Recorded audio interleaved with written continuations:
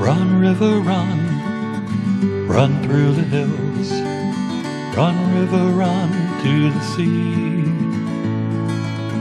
Run, river, run to your place beneath the sun. Run, river, run over me.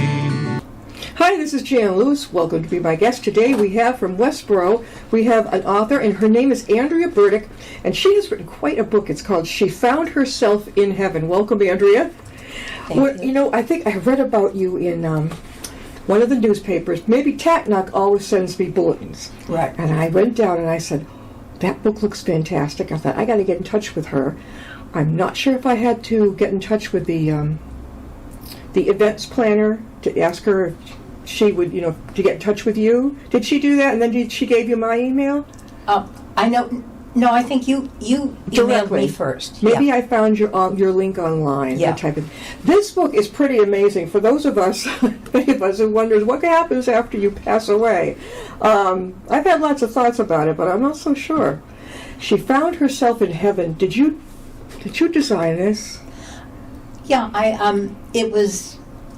it's published on Amazon, and they have, everything is organized through Amazon, so you just pick out, the colors, the fonts, the pictures that you want, and then set it up. And you self-published? Yes. I always say it's great. Why wait to be turned down for a year? Get your book out there. Exactly. Then if you feel like it, say, hey, I'm really doing well. Do you want my book? Especially since the book takes place during the pandemic. Yes. And because of that, I thought it was very timely for the pandemic. And that's one of the reasons I wanted to get it out during the pandemic. I mean, I think it's sort of over, but it's sort of not. I know it. I still have to wear a mask if I go to the doctors. Mm-hmm. Physical therapy. I can't think of any other place. No, the stores I don't have to. Do you? I don't have to do it there. I don't know about you, but I have a hard time. I don't mind wearing it, but I have an awful time trying to get fresh air. So half the time I'm looking at it like this, or I'm sneaking it down. If the doctor comes in the door, like, I'm like, ooh, I don't want to get caught. Like he's going to say anything. So anyway, were you always interested in writing, Andrea? I started when I was in high school. I took a creative writing class, so I guess I was because I signed up for it was an elective, creative writing class. And I think I was about 15, and it was a poetry class. So I started out writing poetry, and then, I wrote, college papers and so on. But I kind of stuck with the poetry. I didn't write a lot of poetry, but, that was the one thing that stayed with me through the years. And then the first time I wrote a book was a novel in 2003, and that was about a therapist and her clients, and I was a therapist with clients at the time, so I did that while I was working full-time. And then the second book was my memoir, and I spent a long time writing that because it's a lot harder. You have to think about the impact on the people you're writing about who are real people, and what to say and what not to say. So that took longer, but I published that in 2021, and then this new book, She Found Herself in Heaven, was published in 2022. And so you worked as a counselor and a social worker? Yeah, clinical social worker, yes. How long did you do that? 10 years. And then you sort of decided, I'd like to really get to writing? Yeah. I also had a career before being a social worker. I was a recruiter in placing people in client companies. That's awesome. What college did you go to?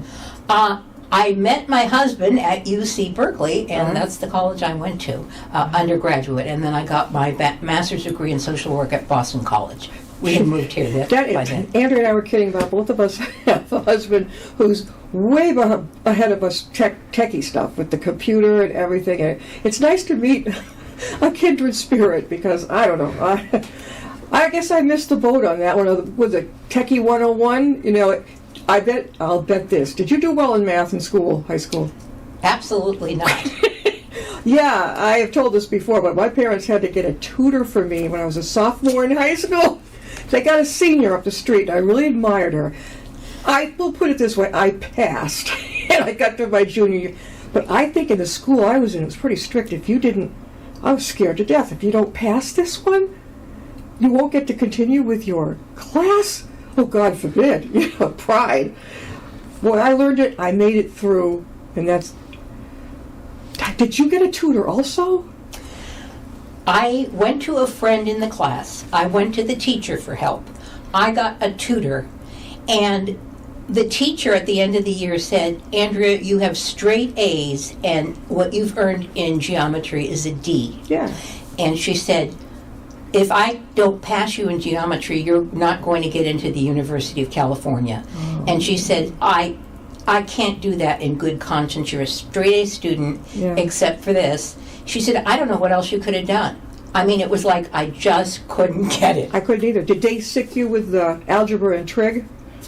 Oh, no, I bowed out after, I became an English major and bowed out after Well, in geometry. high school, we had to, if you're college prep, you had to take the advanced math. So, I was like, oh my God, it's like they trapped you. Of course, I was college bound. I thought, oh my God, that's the only one that I didn't do well in.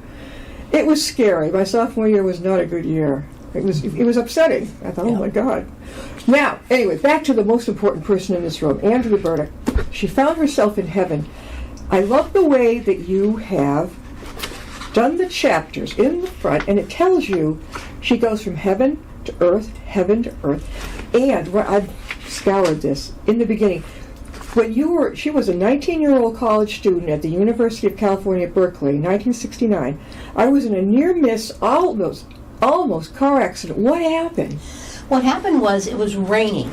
And unbeknownst to me, the driver, who was just a guy I arranged to give me a ride to go home to LA and visit my parents, had bald tires. But he was a college student, didn't have a lot of money, and didn't want to buy new tires. Well, it was quite treacherous, as it is right now in California, and we skidded onto the wrong side of the highway. So we were headed for a head-on collision with both parties going 60 miles an hour towards each other. So it looked to me inevitable that I was going to die. Yeah. And then the skid somehow continued. I don't know if this was a guardian angel or just the laws of physics, but we eventually spun around to the point that we were back on the correct side of the road, and we missed by inches. But what happened was quite a strong spiritual experience for me. I was not raised to be particularly religious, and what happened was I had like a very fast slideshow. You remember slides back in the old days? They had slides. Well, it was like it went in my head as a slideshow, a full life review. It changed the way I felt about my life and what it had been. But more importantly, I thought I had this feeling of extreme love, like I called it a cosmic love bomb. Yeah. And I thought, I wonder if this is what people are talking about when they talk about God, because, a lot of people do believe in God, and they talk about what it feels like for them. And it was the closest thing I had ever experienced to what I had heard them talking about. So, over the years, I was much more open-minded, and whenever people were talking about religion or particularly personal relationships with God, I would pay more attention to it. Yeah. And then gradually I did get more and more interested in it. Not only that, but after the accident, the near-miss accident, I should call it, I started to get more into psychic stuff. Like, at first it was like, oh, it's women's intuition, and then it was like there would be certain things I'd think, how do I know that? And then I'd see signs. And so I did, I'm not going to say I became like a true psychic, but it was headed in that direction. You were like empathic. Yes, definitely empathic. And I think that led to me choosing to become a therapist eventually. Yeah. Definitely important, right? Mm-hmm. To be able to be, I find being empathetic myself that through the years, it's tough to distance, or how do you put it, kind of distance yourself. Somebody's suffering, and you've got these things, and you're beginning to get a little too, that you're beginning to feel it, and think over and over again, and to try to detach a little bit, not from the person, but from my reaction to it. That's not easy. Yeah. Especially if you had an empathic mother. Yeah. And, that was part of our training at BC in the Graduate School of Social Work, is how to do that. Yeah. Now it says, in this novel is a fictional account of how I imagine the experience of crossing over to be, and how I envision the afterlife based on what I've learned from personal experiences and my study of spiritual materials. Yes. I love the way you put that. Now, the story begins, the heaven, the arrival. The name you chose is Celeste Boudreau. Tell us about Celeste. Well, for one thing, that was a little bit of a pun calling her Celeste. Yeah, yeah, definitely. So sometimes I have fun with naming the characters. And I wanted to have a young woman who was a mother and was working and was married, and just have her have some kind of immediate death and have her trying to figure out where she was. Because one of the things I do is I watch a lot of these near-death experiences on YouTube. Yeah. And I've read a lot of books about near-death experiences. So in addition to my own spiritually transformative experience. And many of them have much in common, where people talk about they don't get where they are, they don't know what's happening. First it's dark, then they see a light at the end of the tunnel, and so on from there. But I have read a lot of books like that because I was always fascinated in it, especially after what happened when I was at college. That's enough but what happened to you was enough to grab you, right? I mean, Yeah, that catches your attention. Yeah, I was a kid, I don't know, maybe I was in my teens, I don't know, but we were visiting Rhode Island relatives, and I was in the back seat, and Mom and Dad was driving, and we were going along this road. Suddenly, it was night, came right out like this, and aimed right for us. And I never forgot it, because I always felt, you just felt like, why is that car coming right for us? Why? It's like we were chosen to be nailed. I'll never understand it. We missed it. Dad was quick, but boy, that could have been a complete tragedy. Right. Right then and there. Now, her name is Celeste, and she says the first person she met in heaven was her mom. Tell us about that one.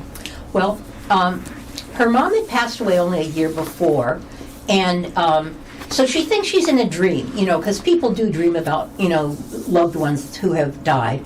So she's talking to her, and some of the things her mom says, confuse her, because it doesn't tie in. She was raised as a Christian, and some of what's happening doesn't fit with what she always learned in Sunday school and church. Yep.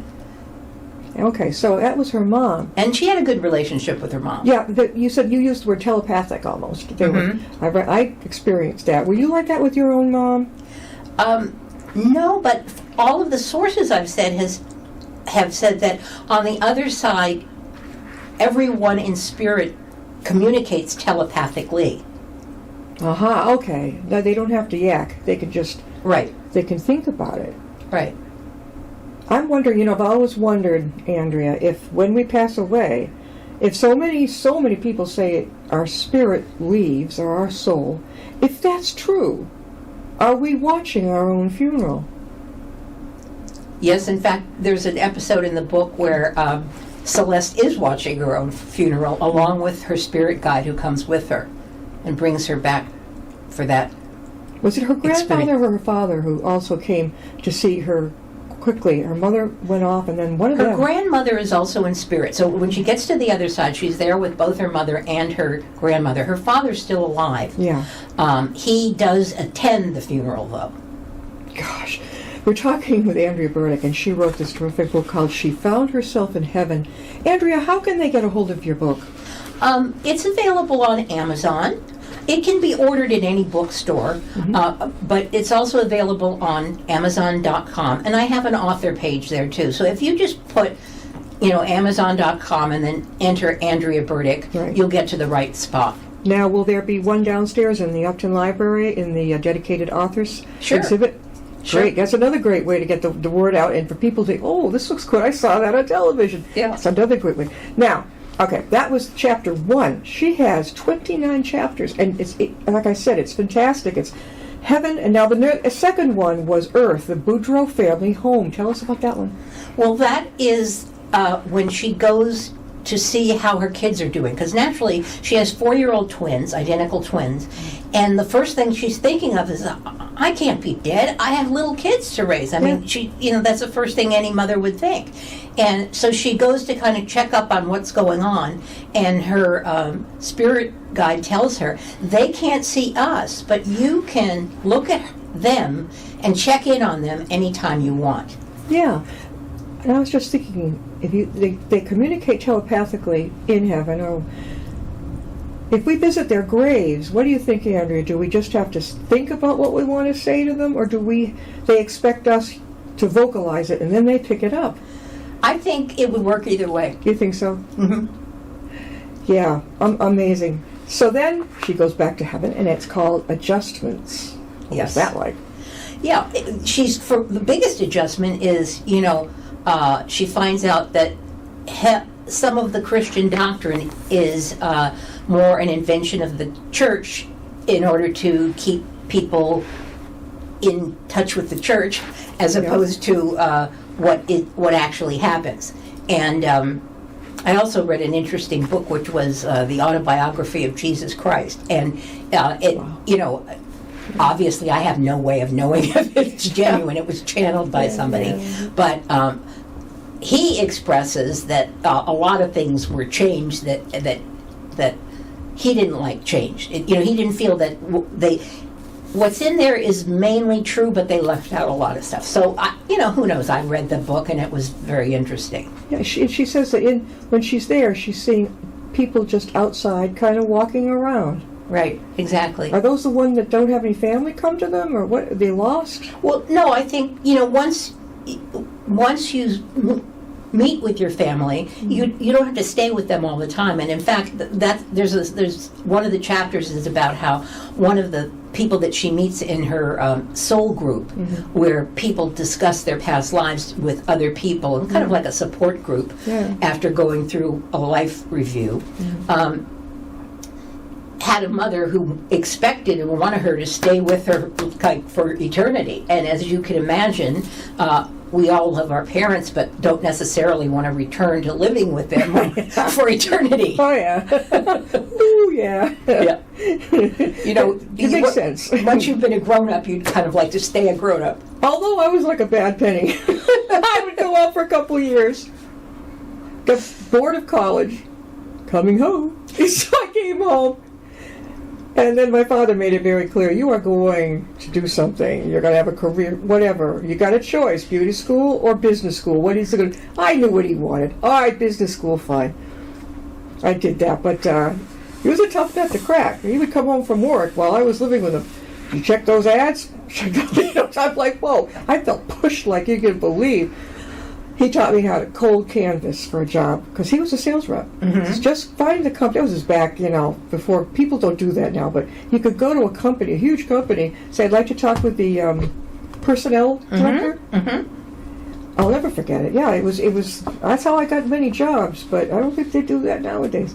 Now, we're back on Earth, the police department. What happened there? Right. Well, Celeste has no idea how she got to heaven. She does not remember dying. She doesn't know what happened.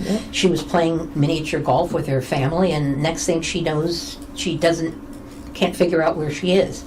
And so the reader throughout the whole book, until very near the end, has no idea what happened either. But on Earth, the people in the Earth chapters are learning more and more as the book goes on. Yep. And then just before the end of the book, there's a reveal, which I won't mention because I don't want to have a spoiler. Yep, exactly. All right, now, the life review, heaven, so she had to literally go back and review her whole life from her perspective, do you think? The way that it works is, and I don't know if this is true on the other side or not. Some of this I had to make up, because if I was... if there is reincarnation and I was ever in heaven before, I can't remember it. So let's just put it that way. Here, yeah. So, I don't know the exact way it works, which is why I had to take certain liberties, but it is fiction. So, at any rate, you're shown scenes from your life. And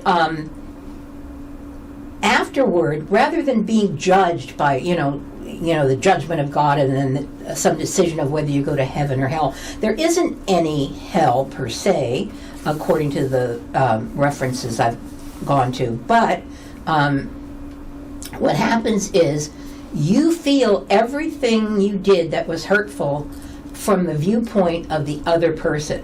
You can see it the way you saw it at the time, but you're also feeling the emotions of the person who was hurt by what you said or did. And that alone is has a big impact on changing your behavior, because the idea is that you will keep returning to Earth, as in reincarnation. You'll keep returning to Earth until you learn the spiritual lessons. Yeah, I had an Indian meditation teacher, and they do believe in reincarnation. Either she said or I said, "Well, you mean we come back even as a bug?" I'm like, I can't grasp that one. Yeah, I hope it's just as people. yeah. I don't want to be a bug. Now, her husband was Larson, Eric, and the girls, right? This is the next chapter, the Earth chapter. She was really worried about them, because what are they going to do without me? Yeah. And he was beside himself. He was beside himself, This is a young couple. They're in their 30s, and they've just had, they have little kids. And, their life was pretty well worked out. Both of them worked. The kids were in daycare and all that. But, to not have their mother, now everything's on him. Luckily, he has a sister named Amber. And Amber kind of steps in and tries to be motherly towards them. Yeah. So she took over. Here we go with the soul group. That's the group that you were telling me about, right? Right, exactly. Okay. The Boudreaux, at the Boudreaux home. Now that was, I forgot what that was, her own home with the kids? Yes, that was her home on Earth with the kids. That was her own home. Heaven, Celeste with her family. Now these were the people who had passed. Right, all right. So that makes sense. A new family moves in Earth. What was that about? Well, a new family moves in. That's a subplot to the main plot, and it's about one of the characters dies. One of the characters who really isn't in the book because he's dead before the book starts. But there's a person who grew up in fictional Eastboro, which is really Westboro. But okay. So anyway. She goes off to college, and she goes to Vanderbilt University. So she meets somebody there, and she marries, and she winds up staying in the South. So she's in the South, and her whole life is in the South. And then her husband dies of COVID when her kids are teenagers. She has 2 sons. So she decides she wants to move back to New England now that her husband's gone, because she needs the support of her family to get through this. How? Will you tell us what the Akashic records are? The Akashic records are kind of like a library, okay? We're in a library right now recording this, and it's kind of like a library that keeps track of everything that's happened in all of your past lives. Now, I don't know how to do this, but there are people who know how to access them and read them. So one way of getting in touch with past lives is to do a past life regression therapy and get in touch with it that way. But other people know how to read these records and can do that too. That's interesting. I'd never heard of it. Yeah. We're talking with our friend Andrea Burdick, and she is the author of She Found Herself in Heaven. Andrea, how again can you get a hold of your book? It's available on Amazon, and so just go to Amazon.com. Ask if you forget the name of it. She Found Herself in Heaven. Just look for Andrea Burdick, and I have an author page, and all the information is there. It's available not only in paperback, but it's also available on Kindle. Okay, because I have a friend, only one that does this, but I'm a kind of person, I want to feel that book, I want to smell it brand new, I'm just very tactile. Oh, she's got her little, Kindle, and I'm like, what fun is that? Just to go like this? It's a book, Yeah, and if you don't have a Kindle, you can buy the Kindle version for your phone. Aha, there you go. Have you got any appearances coming up at all yet? No, what I'm working on right now, well, first of all, I entered this book in a contest, and I find out in mid-February whether or not I won. Okay. So there may be a lot of things that come up if I win, which of course I'd love to. But I've also started another book which is more specifically about reincarnation and one person remembering all of their past lives. Wow. That. How long have you been writing that? When did it begin? Oh, well, I have 2 pages done. I mean, I literally just started it. Do you get on the computer and as it comes along, you just go? I spent about 3 or 4 days thinking about it and kind of outlining it a bit. What does your husband think of your book? I don't think he likes to even read them. He thinks it's all baloney. I mean, he's happy that I'm happy doing it. Yeah. And he's helpful as far as, helping me do the computer things to, enter contests and stuff. But it's not his cup of tea. He's not at all into this kind of thing. We'll just have to have a talk with this young man. Yes. She's a wonderful author. I was just looking about this. It has, of all things, it has a bereavement group that she could go to. Of course, we know the soul group. And who is David? Celeste and David. David is her brother. Now, he died when he was a baby, 2 or 3 years old. Right. And she was just a toddler herself. Let's say he was, 2 and she was 3 or 4. And so she really never knew him. He was sick his whole life, and then he was hospitalized, and she never saw him after that. So she gets to heaven, and she meets family members that she didn't know before. And, of course, this happens with people, according to the books I've read. This happens with people because they're meeting a grandparent or a great-grandparent that died before they were born, that you see your family more like the kind of family you would find on Finding Your Roots on TV, You'd love this. For the fun of it, a couple times I've been to a psychic reader. I don't want to shut them out. I'm pretty open. And I sat down, and she said to me, "Who's Nellie?" That's not a usual name. No. I said, "That's my great-grandmother. My middle name is her married last name." It shocked me. A number of years later, I sat down with another. "Who's Nellie?" Yeah. I'm not thinking about it. I get chills because I'm thinking, well, I guess if they can see you, she's probably been following your life since you were born. Yeah, the family used to tremble, I heard, when we got together. She was my great-grandmother, and here was this little girl. We'd sit down at the piano together. Grandma was quite strict. I don't think she thought I was disciplined enough. And, oh, geez, she made it to 96. Oh, wow. Well, that's great that you actually knew her. Yeah, I knew her for a while. I think when I was 10, she passed away. And then my grandfather was 94 when he passed away. I knew him just about all my life. But we've been talking with Andrea Burdick. We've got to go. But, Andrea, when will your next book be out, do you think?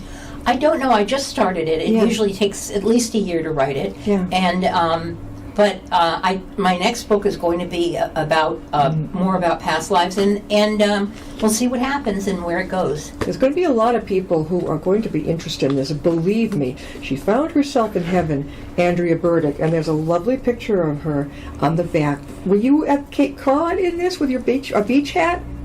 I think I was in Rockport. Rockport. That's in Maine. Am I dumb, or is that in Maine? No, Rockport's in Massachusetts. Oh, okay.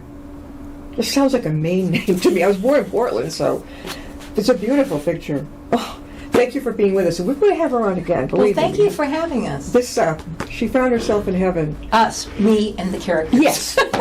And whoever else is circling around us right now. Whoever else might be in the room. Maybe Nellie's here. We had a psychic come in one time. She was a paranormal, and I said, "Do you feel anything around here?" And she got very quiet. She says, "An elderly lady."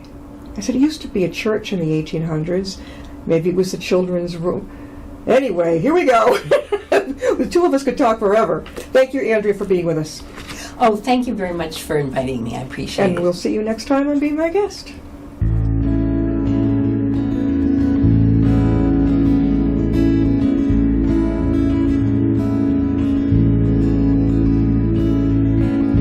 Riding on a shooting star,